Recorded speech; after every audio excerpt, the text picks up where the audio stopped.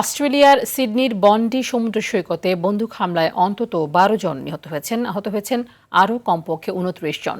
রোববার স্থানীয় সময় সন্ধ্যায় বন্দুকধারীদের এলোপাতাড়ি গুলিতে হতাহতের এই ঘটনা ঘটেছে। দেশটির সংবাদ মাধ্যম এবিসি নিউজকে পুলিশ এ তথ্য নিশ্চিত করেছে। নিহত ১০ জনের মধ্যে একজন হামলাকারীও রয়েছে। গোলাগুলি শুরুর পর পুলিশ ঘটনাস্থলে পৌঁছানোর পর হামলায় একাধিক পুলিশ সদস্য আহত হন।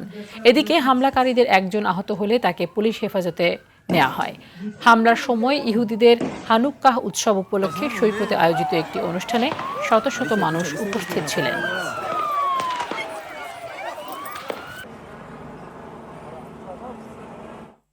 দর্শক, এ বিষয়ে বিস্তারিত জানাতে সরাসরি যুক্ত হচ্ছেন অস্ট্রেলিয়ার প্রতিনিধি আকাশ দে।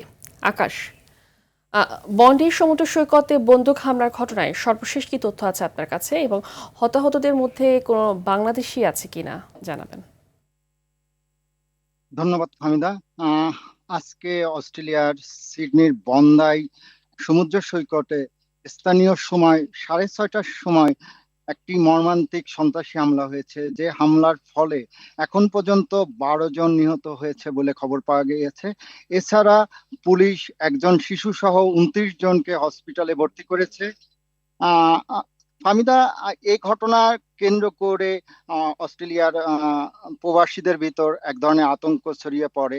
এখন পর্যন্ত যদিও কোনো বাংলাদেশির হতের কোনো খবর আমাদের কাছে নাই, তবে এই ঘটনা প্রেক্ষাপটে পরবর্তীতে মাইগ্রেশন এবং অস্ট্রেলিয়ার বাংলাদেশি, বিশেষ করে মুসলিম সম্প্রদায়ের ভিতর এক ধরনের আতঙ্ক তৈরি হয়েছে।